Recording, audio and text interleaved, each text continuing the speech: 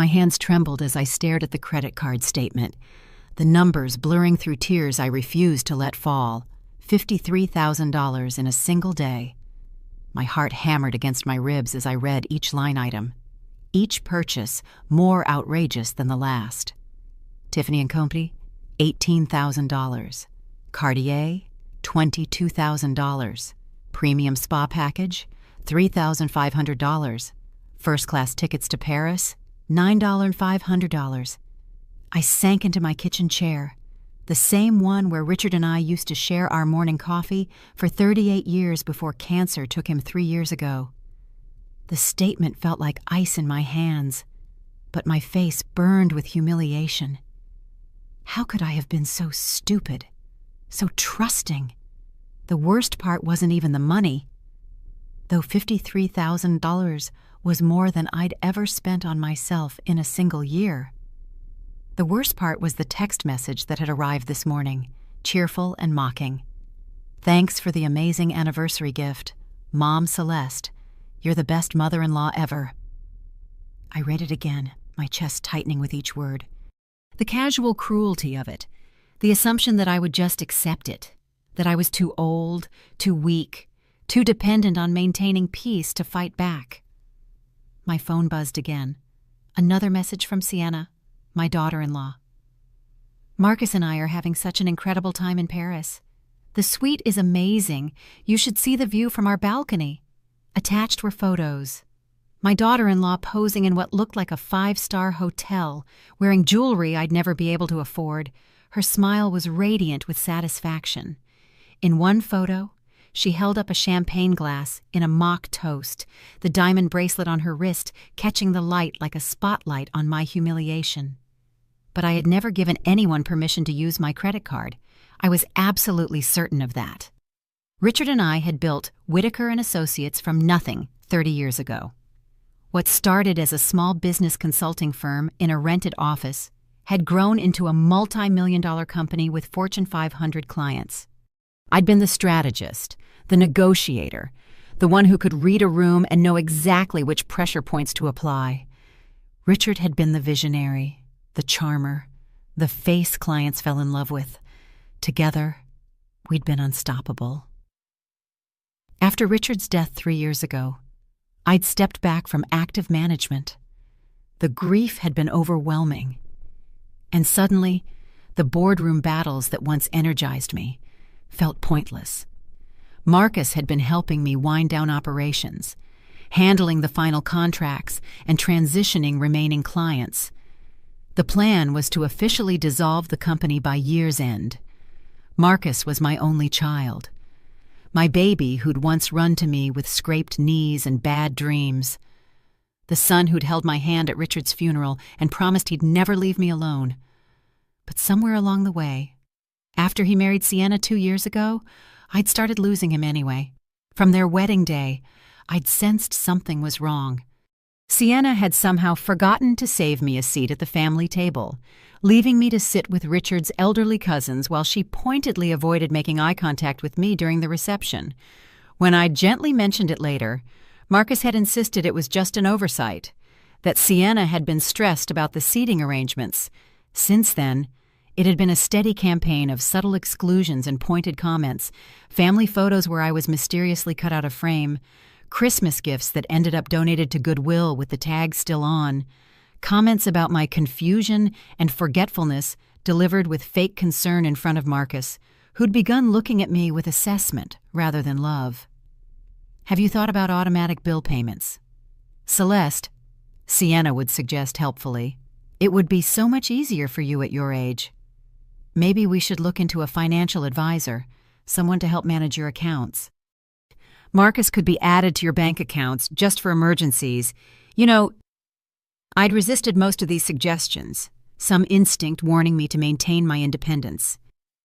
But I'd been wearing down under the constant pressure disguised as care. I called Marcus immediately, my fingers shaking as I dialed his number. "Hey, Mom?" His voice sounded distant, tired. "Look, before you say anything, Sienna told me you might be having second thoughts about the anniversary gift." The words hit me like a physical blow. "Marcus, I never gave anyone permission to use my credit card." Silence stretched between us. When he spoke again, his voice carried frustration. "Mom, come on. Sienna showed me the messages where you told her to treat herself. She said you were excited about surprising us." "What messages I never sent any messages about?" "Maybe you forgot." He interrupted. "You've been under a lot of stress lately, and Dr. Kim did mention that grief can affect memory sometimes." Well, Kim, my family physician for 15 years. When had Marcus spoken to her about my mental state? "I remember perfectly well what I've said and done," I replied, my voice sharper than intended. "Someone used my credit card without permission. That's called theft. Marcus—" Another pause. "Look, let's talk about this when we get back. Okay, I don't want to ruin our trip over a misunderstanding." "A misunderstanding $53,000 is not a misunderstanding." 53. His voice trailed off. "Mom, that's not— Sienna said it was just a few thousand for the hotel and some souvenirs." For a moment, neither of us spoke. I could hear something shifting in his tone, a crack in the certainty that Sienna had fed him. "Marcus," I said quietly, "check your wife's luggage when you get back. Check her jewelry box. Then ask yourself if a few $1,000s could have bought what she's wearing in those photos she's been posting." I hung up before he could respond, my hands shaking so badly I could barely set the phone down. But instead of accepting this violation, instead of retreating into embarrassment and self-doubt as I had so many times before, something else began to simmer beneath the hurt, something I hadn't felt in years, something that made me sit up straighter and reach for my reading glasses to examine those charges more carefully, because if someone thought they could take advantage of a grieving widow, they were about to learn they'd picked the wrong target. I spent that entire night going through 6 months of credit card statements with the methodical precision that had once made me one of the most feared negotiators in corporate consulting. What I found made my blood run cold. This wasn't the first time. There had been other charges, smaller amounts spread out carefully enough that I hadn't noticed the pattern. A $800 charge at Le Bernardin on a Tuesday when I was home alone.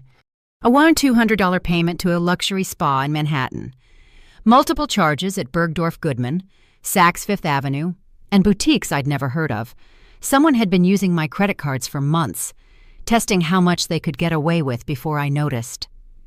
The $53,000 shopping spree in Paris wasn't an impulsive crime of opportunity.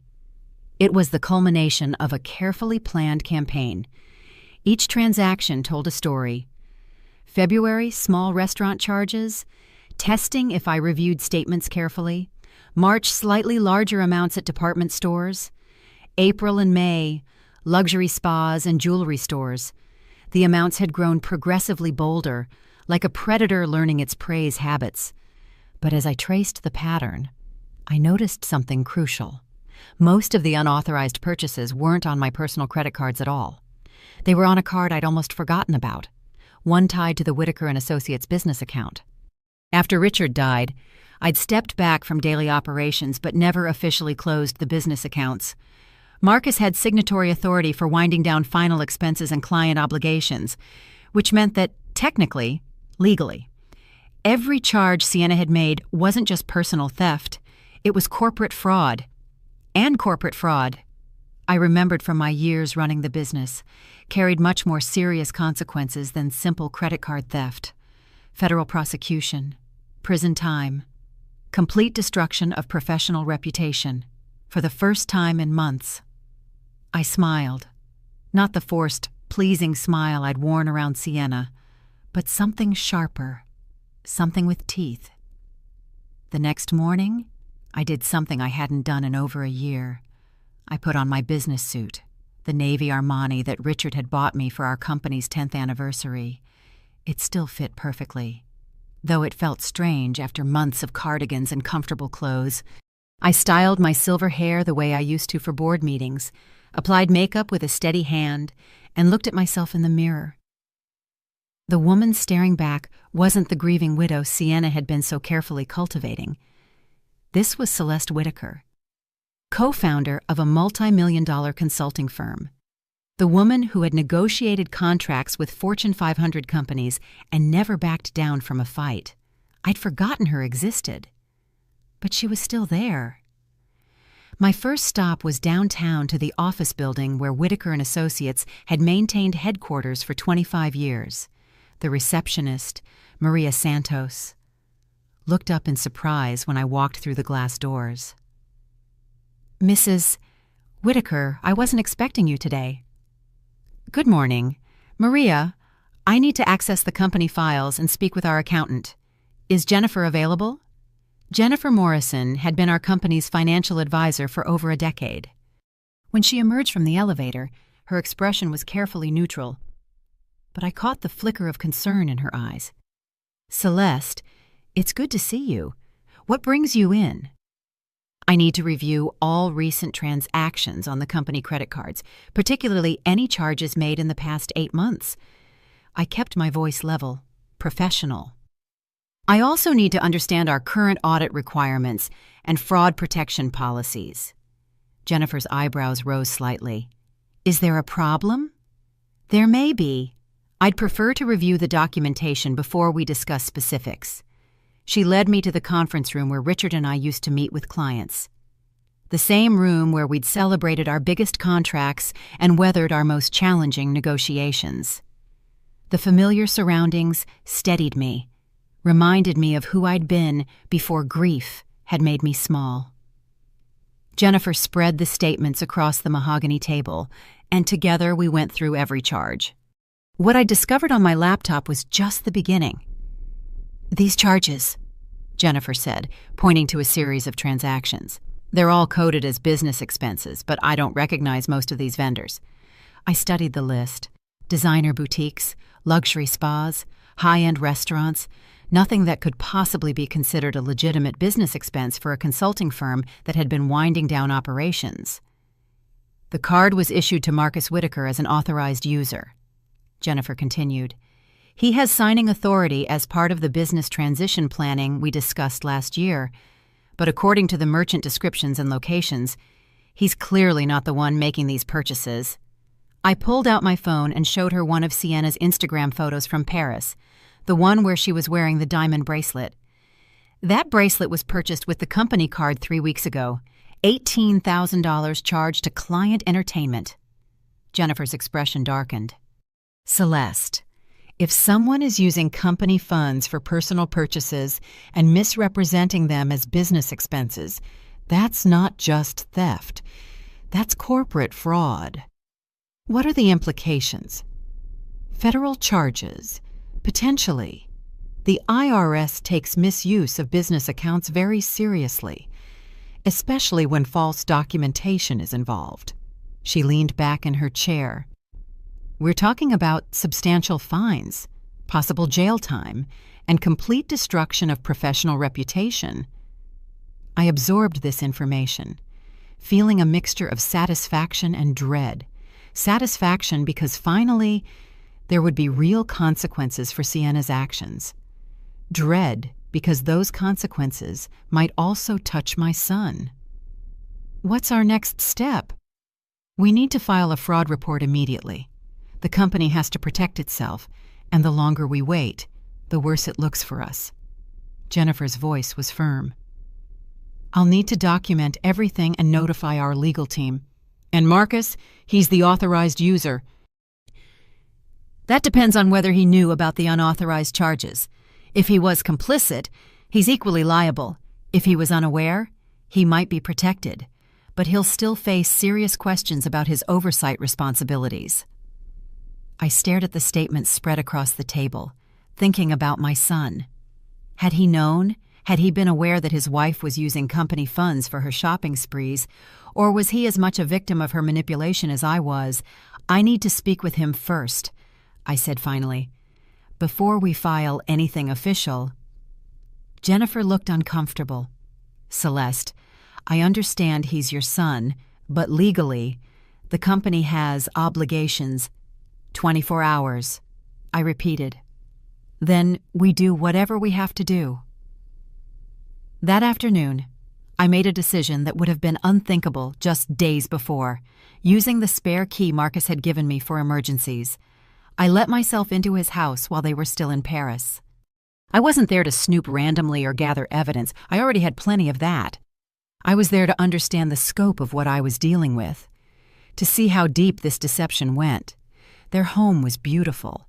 I had to admit, expensive furniture, artwork that probably cost more than I spent on groceries in a year, a wine collection that belonged in a magazine. But as I moved through the rooms, I noticed something else, bills, stacks of them. Some marked past due, scattered across the kitchen counter like accusations. Credit card statements showing balances that made my stolen $53,000 pale in comparison. Mortgage payments that were months behind. A notice from the BMW dealership about missed payments on Sienna's car. They were drowning in debt, living a lifestyle they couldn't afford, maintaining appearances that were slowly strangling them financially. And my money, my company's money, had been keeping them afloat. But it was what I found in Sienna's home office that truly shocked me. A manila folder labeled Financial Security contained detailed research that made my stomach turn. Property records showing the assessed value of my house. Copies of Richard's obituary with his business accomplishments highlighted in yellow. Internet searches about inheritance laws and power of attorney procedures. Research on elder care facilities and their costs. At the bottom of the folder was a handwritten timeline in Sienna's careful script, Phase 1. Establish pattern of confusion memory issues. Complete Phase 2. Gain access to financial accounts by summer. In progress. Phase 3.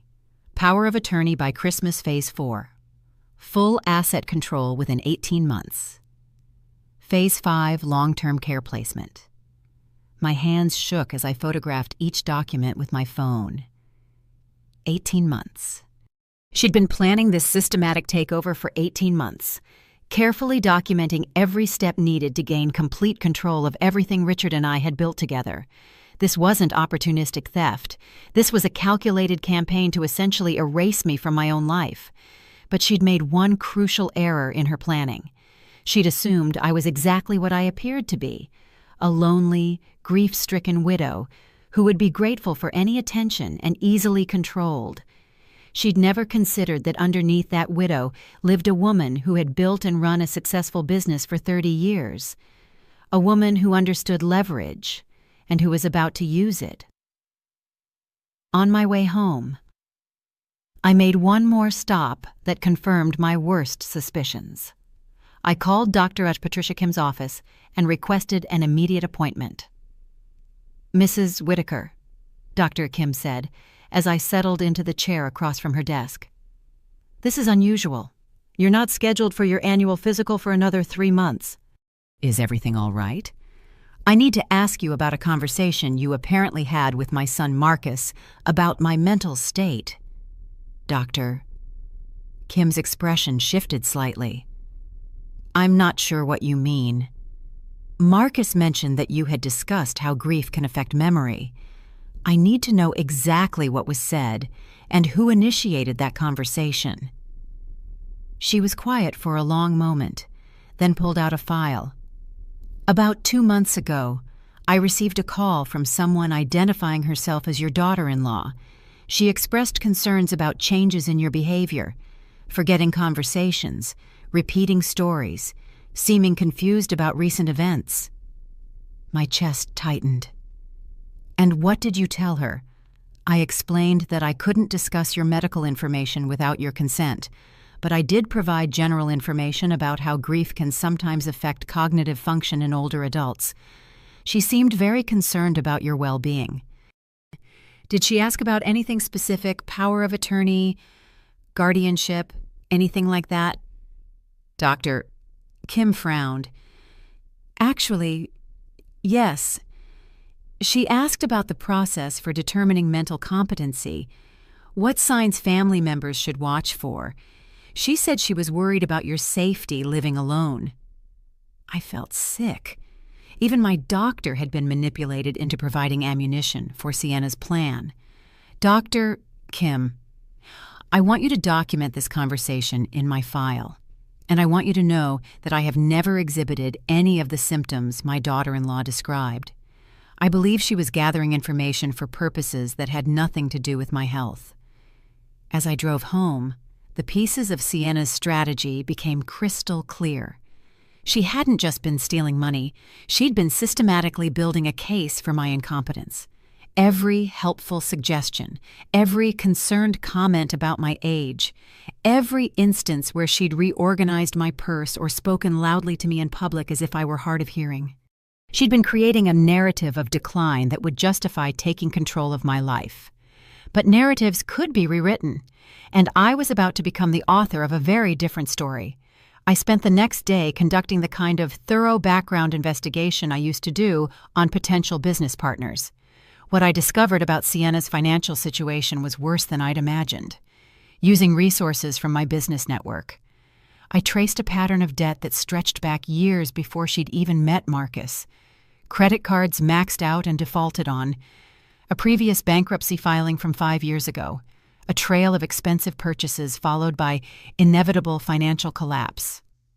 More disturbing was what I learned about her personal history. She'd had 2 previous relationships with older, financially stable men. Both had ended abruptly after the men discovered money missing from their accounts. No charges had been filed, likely because the men had been too embarrassed to pursue legal action. Marcus wasn't her first target. He was simply the most successful one so far. The house they lived in was mortgaged beyond its value, with payments they'd been missing for 3 months. Her BMW lease was in default. They owed over $180,000 in credit card debt across multiple accounts, all in Marcus's name. My son had no idea he was married to a financial predator who had been systematically destroying his credit and future while planning to abandon him once she gained control of my assets. But the most chilling discovery came from social media research. Hidden in the privacy settings of an old Facebook account, I found photos from 8 months ago, Sienna having dinner with an elderly man I didn't recognize. The caption read, "Exploring all my options. Some paths don't work out, but others lead to better opportunities." The timestamp was from just 2 weeks after she'd begun making unauthorized charges on my credit cards. She'd been looking for a backup plan even then, hedge-betting her strategy with multiple targets. That evening, I called Jennifer Morrison at home. "I need to accelerate our timeline," I said without preamble, "and I need our best lawyer on standby for a family meeting this weekend." "Celeste, what did you find?" I summarized my discoveries. The debt, the pattern of previous victims, the systematic manipulation campaign. "This is bigger than simple fraud," Jennifer said quietly. "This sounds like organized financial elder abuse. The federal penalties could be severe." "I want to offer her a choice," I said. "Full restitution and disappearance, or federal prosecution.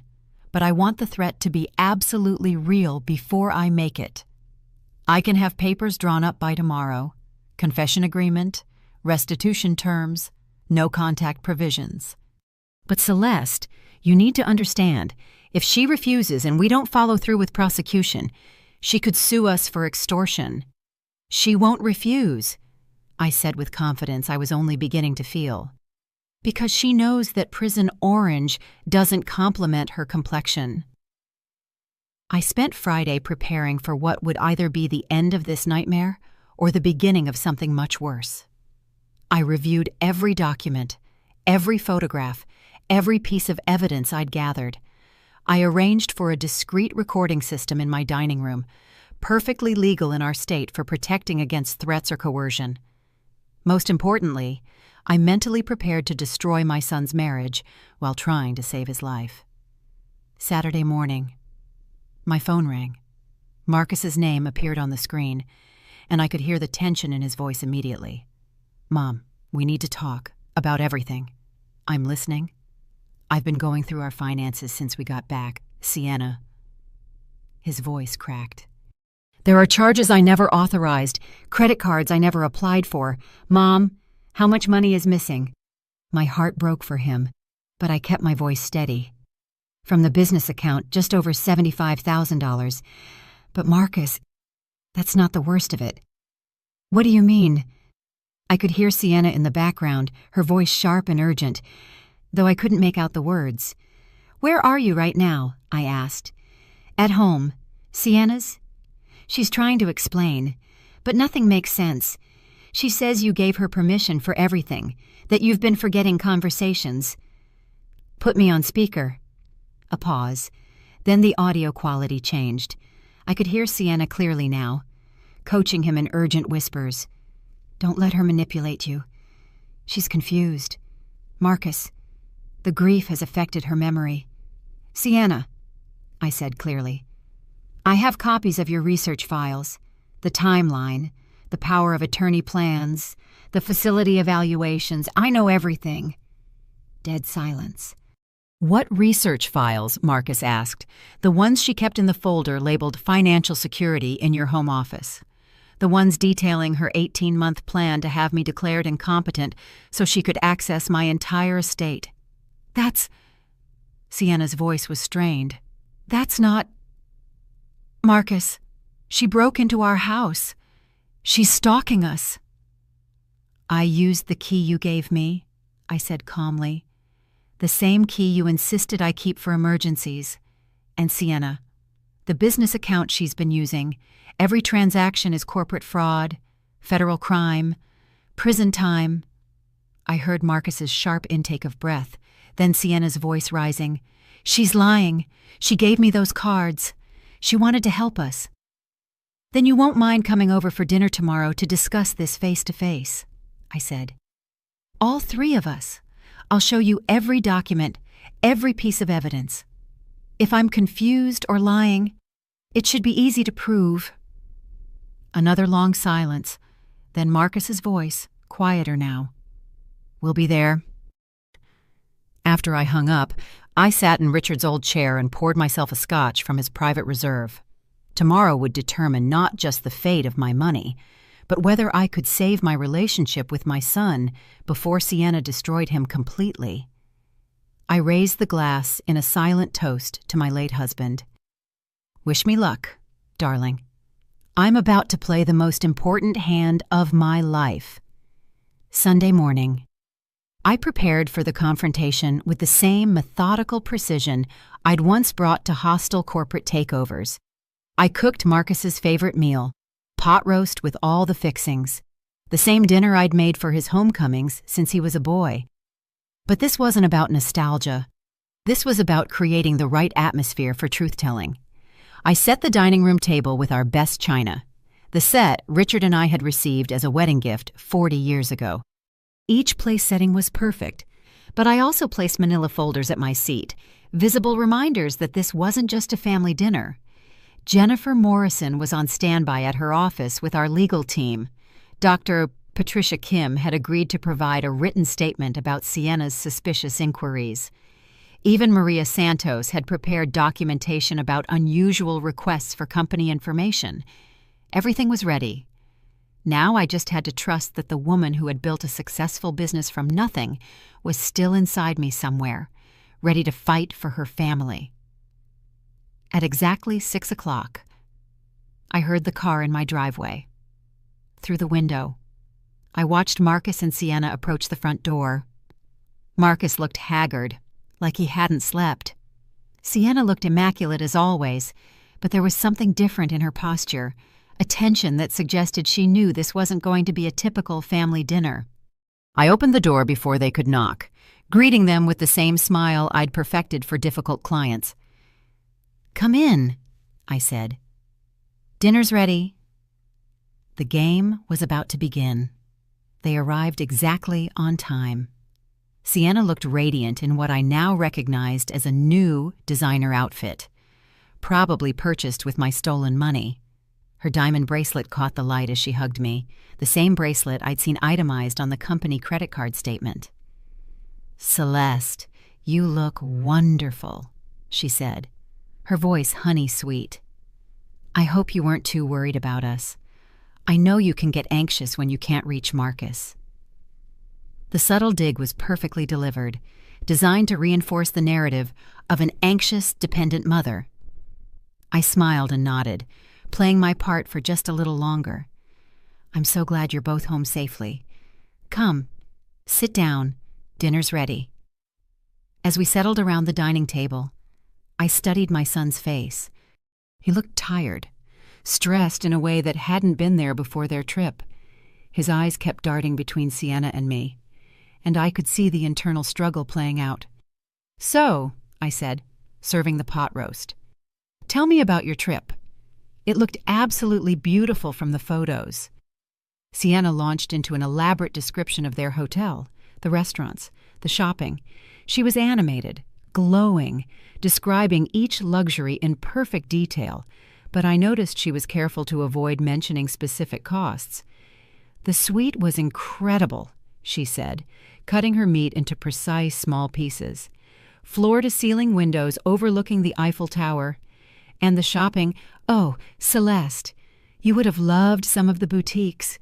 So elegant, so sophisticated. I'm sure, I replied. And the jewelry. That bracelet is stunning. She held up her wrist, letting the diamonds catch the light.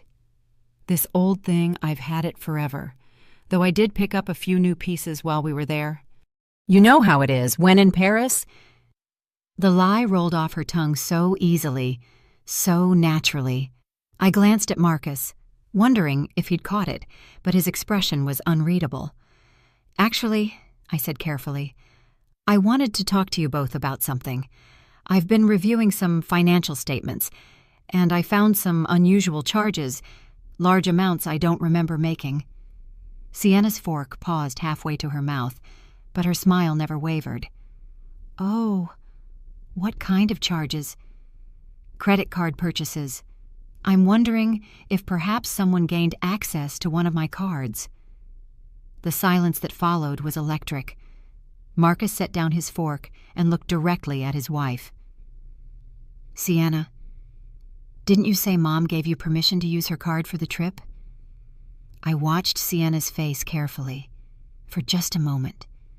A flicker of uncertainty crossed her features. Then the mask was back in place, complete with wounded innocence. Of course she did, Agatha. Surely you remember our conversation. You insisted on treating us for our anniversary. You said it was your gift to us. What conversation was that? I asked gently. The one we had last Sunday after dinner. You walked me to the car and pressed the card into my hands. You said you wanted us to have a special trip, that Richard would have wanted you to be generous with family. The invocation of Richard's name was a masterstroke, designed to make me doubt myself, to make any challenge seem like a betrayal of my late husband's memory. It was exactly the kind of manipulation I'd been falling for months, but not tonight. That's interesting, I said, pulling the first folder from beside my plate. Because according to these records, the card you used wasn't one of my personal credit cards. I spread the statements across the table between us, watching both their faces as they processed what they were seeing. These charges were made to the Whitaker and Associates business account, the consulting company Richard and I built together, the company that's still legally active, still subject to federal audit requirements. Marcus's face went pale. Mom, I don't understand. You said the business was being wound down. It is, but it's not dissolved, which means every purchase made on company accounts has to be documented as a legitimate business expense. I pointed to the Paris hotel charges. Can you explain how a luxury suite in Paris qualifies as a business expense for a consulting firm? Sienna's composure finally cracked. This is ridiculous. You're making a big deal out of nothing. It was just a credit card mix-up. $75,000 isn't a mix-up. Sienna, it's fraud. The word hung in the air like a physical presence. Marcus pushed back from the table, his chair scraping against the floor. $75,000, Mom. You said 53 on the phone. That was just the Paris charges. There have been unauthorized purchases for months. I pulled out additional statements, spreading them across the table like evidence in a courtroom. March 15th, Le Bernardin, $800. March 22nd, Elizabeth Arden Spa, won $200. April 3rd, Bergdorf Goodman, $2,600. With each date and amount, Sienna seemed to shrink smaller in her chair, but Marcus was growing larger, his shoulders squaring as understanding dawned. "You've been using Mom's business account for months." His voice was deadly quiet. "It wasn't supposed to be a big deal," Sienna said, her voice losing its confident tone. "She has plenty of money.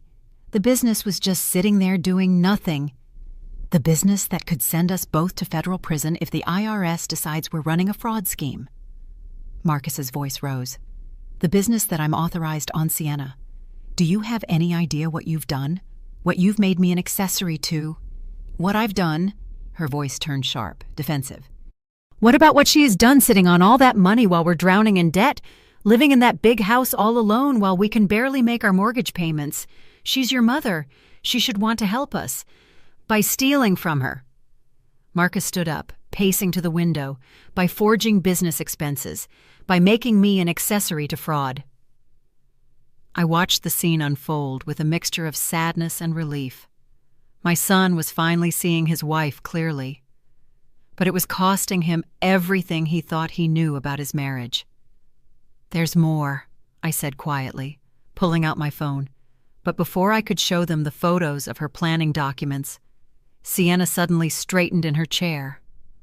The wounded, defensive posture disappeared, replaced by something calculating and cold. "Actually, Celeste, I think you're the one who needs to be careful about what you say next." She pulled out her own phone, opening what appeared to be a text message thread. "Marcus, look at these messages. From 3 months ago." She showed him the screen. "Your mother texting me about helping with our finances, asking about our debt situation, offering to assist." I stared at the phone, my heart sinking. The messages looked authentic. My phone number, conversational tone that sounded like me. "And these," Sienna continued, swiping to what appeared to be email exchanges. "Celeste offering to cover our anniversary trip as a gift, insisting that we use the business account because it was easier for tax purposes." Marcus looked at the messages, then at me, confusion clear on his face. "I never sent any of those messages," I said firmly. "Those are fabricated." "Are they?" Sienna's voice carried a note of triumph. "Or are you having memory issues and genuinely don't remember?" Because, Marcus, I've been documenting concerning behavior for months. She scrolled to what appeared to be a notes app filled with dated entries. Feb 10, Celeste asked the same question 3 times during dinner. Feb 18, couldn't remember conversation we had the previous week about house repairs. March 2nd, seemed confused about current events, asked if Reagan was still president. "She never asked if Reagan was still president," I said, but my voice sounded weak even to myself. "The thing is, Celeste," Sienna continued, "I've been talking to a lawyer about elder abuse situations. Did you know that when elderly people make accusations about stolen money, especially when there's documented evidence of confusion and memory issues, the family has options for protection?" My blood ran cold. She was turning the tables completely, making me the problem that needed to be solved. "I have documentation from Dr. Kim about Celeste's concerning behaviors. I have witnesses to confusion and forgetfulness. And now I have what appears to be false accusations of theft against family members who were only trying to help." Marcus looked stricken, torn between the evidence of his eyes and the manipulation of his wife. "Mom," he said quietly, "maybe we should talk to Dr. Kim together, just to make sure." "That's exactly what we should do," Sienna agreed quickly. "And maybe look into some assistance for managing finances, just temporarily, until we can sort out what's real and what's confused memory." I realized with growing horror that she was trying to flip the entire script. Instead of being caught as a thief, She was positioning herself as the concerned daughter-in-law protecting the family from an increasingly incompetent elderly woman. But I hadn't built a multi-million-dollar business by folding under pressure. I'd built it by staying calm when opponents thought they had me cornered. I smiled. The same smile I'd used in boardrooms when competitors underestimated me. "That's very clever, Sienna. Very well planned." I opened the second folder beside my plate. "Unfortunately for you, I expected this exact move." I pulled out printed screenshots and laid them on the table. These are the original metadata records from my phone and email accounts, provided by my carrier and internet service provider. Notice the creation dates and IP addresses. Marcus leaned forward, studying the documents. "Your fabricated messages," I continued calmly, "were created using a spoofing app 3 days ago. The IP address traces to your home network. The timestamp shows they were generated at 2:30 a.m. on Thursday, while you were supposedly sleeping next to my son." Sienna's face had gone pale, but she wasn't finished. That's impossible. Marcus, she's making this up. She probably paid someone to create fake technical documents." "Did I also pay someone to break into your home office and plant evidence?" I asked, pulling out printed photos of her planning documents. The folder labeled Financial Security, the 18-month timeline, the research on power of attorney laws. I spread the photos across the table like playing cards. Marcus picked up each one, his expression growing darker with every image. Phase 1. Establish pattern of confusion. I read from the timeline photo. Phase 2. Gain access to financial accounts. Phase 3. Power of attorney by Christmas. Phase 4. Full asset control within 18 months. And my personal favorite, I continued, showing the final photo. Phase 5. Long-term care placement. The room was completely silent except for the sound of Marcus's breathing, which had become shallow and rapid. "You were planning to have me institutionalized," I said quietly. "After stealing everything Richard and I worked for, you were going to warehouse me in some facility so I couldn't interfere with your enjoyment of my money." Sienna stared at the photos for a long moment, then something in her face shifted. The mask of the concerned daughter-in-law fell away completely, replaced by something cold and calculating. "Fine," she said, her voice taking on a different quality entirely. "You want truth? Let's talk about truth." She turned to Marcus, who was still staring at the planning documents in shock. "The truth is, your mother is right about the money. I've been taking it for months, but you know what else is true?" Her voice was getting louder, more aggressive. "We deserve it. Do you know how much money she's sitting on while we're drowning in debt? Do you know what it's like to watch your husband's mother live in luxury while you're 3 months behind on mortgage payments?" Marcus looked up from the photos, his face stricken. "Sienna, what are you saying?" "I'm saying I was trying to save us, to save our future.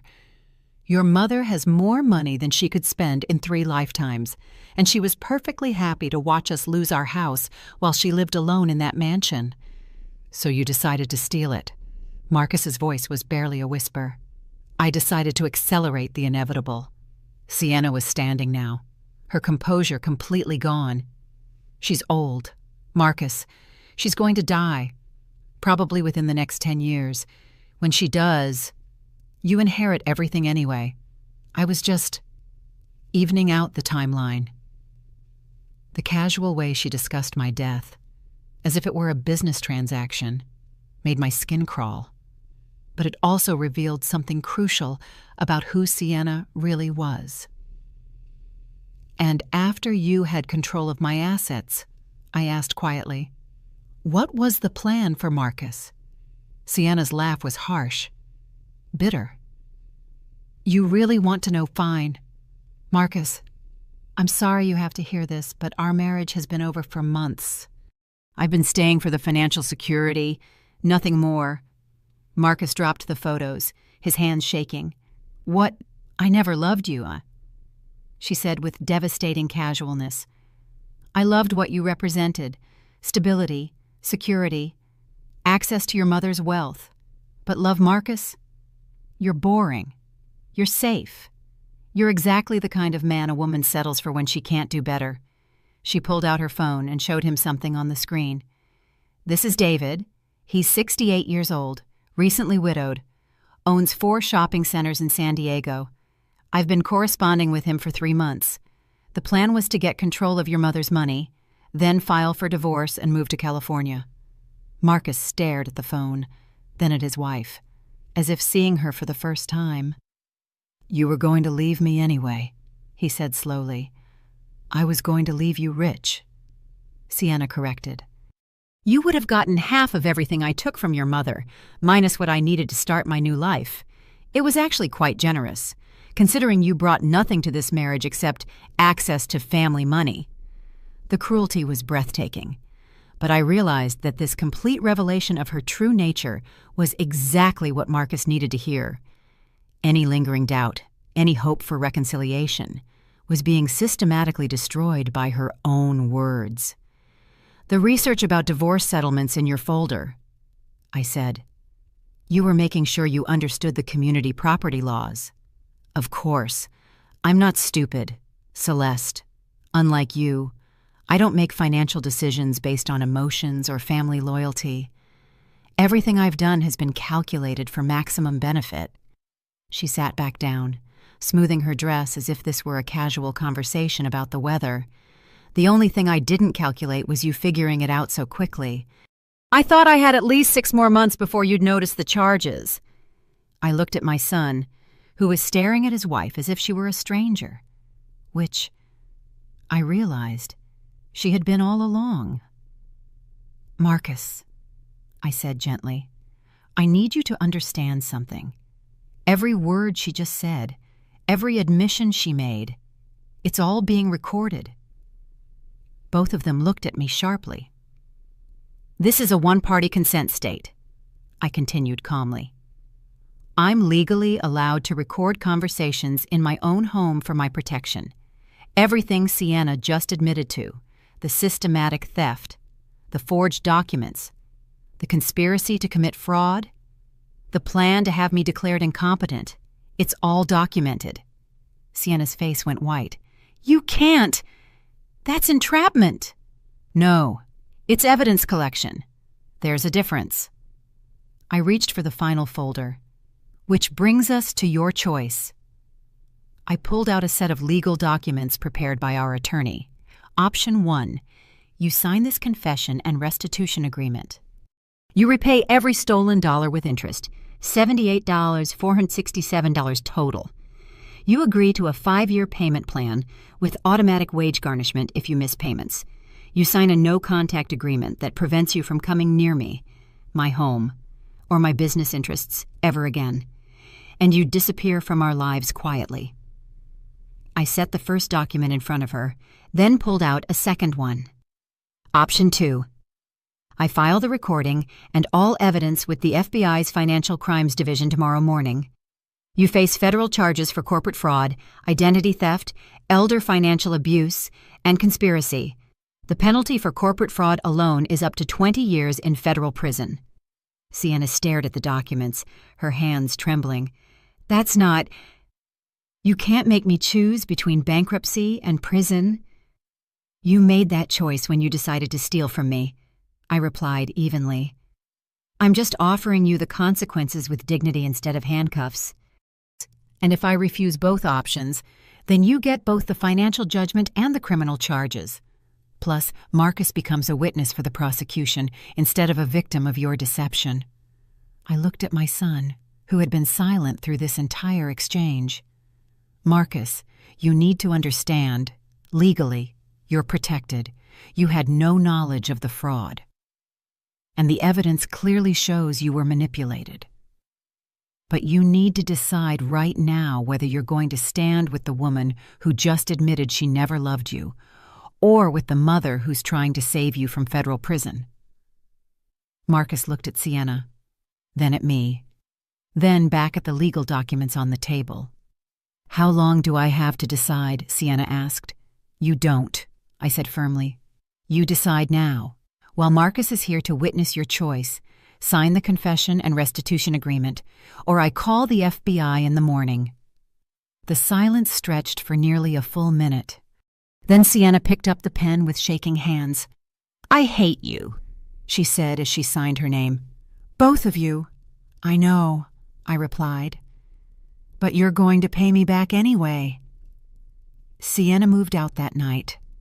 She threw her belongings into suitcases while Marcus and I watched from the living room, ensuring she didn't take anything that didn't belong to her. The jewelry purchased with my money stayed behind, arranged on the kitchen counter like evidence in a police station. "I'll need her forwarding address for the payment schedule," I told Marcus as we heard her car pull out of the driveway. He nodded, still looking shell-shocked. "Mom, I'm so sorry. I should have seen it. Should have protected you." "She was very good at what she did," I said gently. "This wasn't your fault. Marcus, you were manipulated by someone with years of practice. But I chose her over you. For months, I believed her stories about your memory, your confusion. I actually thought you were losing your mind." I took his hands in mine, the same way I had when he was a frightened little boy. "Grief makes us all vulnerable, sweetheart. After your father died, I was vulnerable too. I wanted so badly to be part of your new life that I ignored every warning sign. We both made mistakes." The divorce papers were filed the following Monday. Sienna didn't contest anything. She couldn't afford to, legally or financially. Marcus moved back into his childhood bedroom, temporarily, while he sorted out the financial wreckage of his marriage. 3 months later, I got a call from a detective in San Diego. Sienna had been arrested for attempting to defraud her elderly boyfriend, David, using the same method she'd perfected on me. The difference was that David's daughter was a prosecutor who had recognized the signs immediately. She had detailed plans for a systematic takeover of his assets. The detective told me, "Your recording and documentation helped us establish a pattern of behavior. She's looking at serious federal time now." I felt no satisfaction in the news, only sadness that another family had been targeted. But I was grateful that Sienna would finally face real consequences for her actions. 6 months after that terrible dinner, I was standing in my new waterfront condo, watching the sunrise paint the harbor in shades of gold and pink. I'd sold the family house the previous month. Too many memories, both good and bad, tied up in those walls. This place was smaller, more manageable, and entirely mine. Every piece of furniture had been chosen by me, for me, without having to consider anyone else's preferences or needs. The building had excellent security, a fitness center, and a community of active, independent people my age who had no interest in managing my life for me. Marcus had his own apartment now, and a new job with Morrison Consulting that paid well enough for him to start rebuilding his financial future. We had dinner every Sunday, a tradition we'd established to rebuild our relationship slowly and carefully. "Any regrets about selling the house?" he asked one evening as we sat on my balcony, watching boats drift across the water. "None," I said, and meant it completely. That house belonged to the person I used to be. This place belongs to who I am now. And who is that? I smiled, feeling lighter than I had in years. Someone who learned that the strongest thing you can do isn't fighting back. It's refusing to fight battles you were never meant to lose. 3 months later, I did something I hadn't done in decades. I joined a book club, then a photography class, then a walking group that met every Tuesday morning at the waterfront. I was making friends again, real friends who knew me as Celeste the individual, not Celeste the victim or Celeste the grieving widow. Women who had their own interesting stories, their own accomplishments, their own perspectives on life. One evening, Marcus arrived at my condo with champagne and a huge grin. "What are we celebrating?" I asked. "My promotion? Your freedom?" And the fact that we both survived the worst thing that ever happened to our family and came out stronger. We opened the champagne on my balcony, watching the lights begin to twinkle across the water. "I love you, Mom," he said suddenly. "And I'm sorry it took me so long to find my way back to who I really am." "I love you too, sweetheart, and I'm not sorry about any of it." "Really? Not even the stolen money? Not even Sienna?"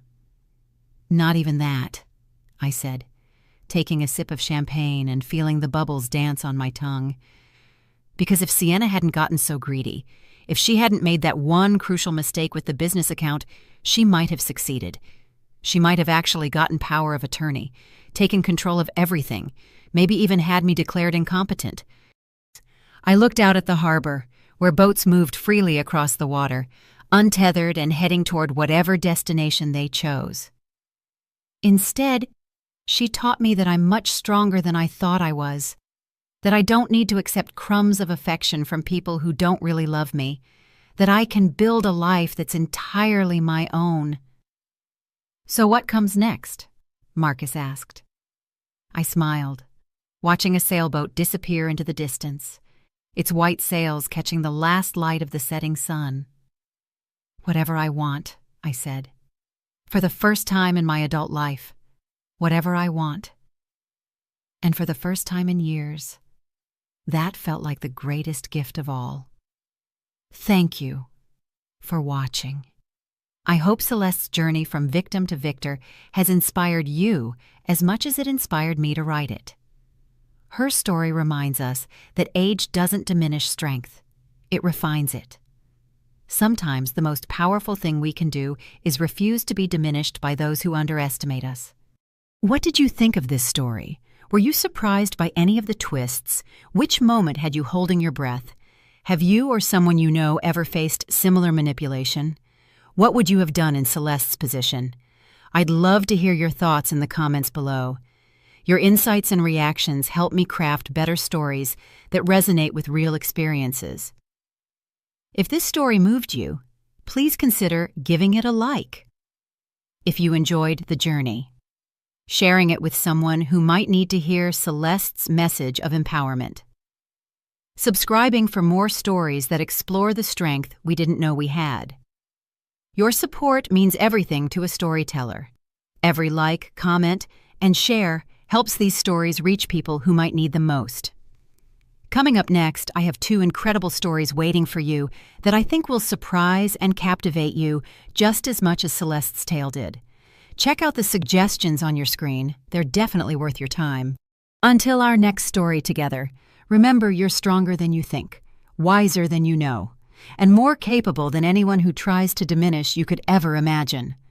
Thank you for being part of this community. Thank you for listening. Thank you for believing in the power of a good story.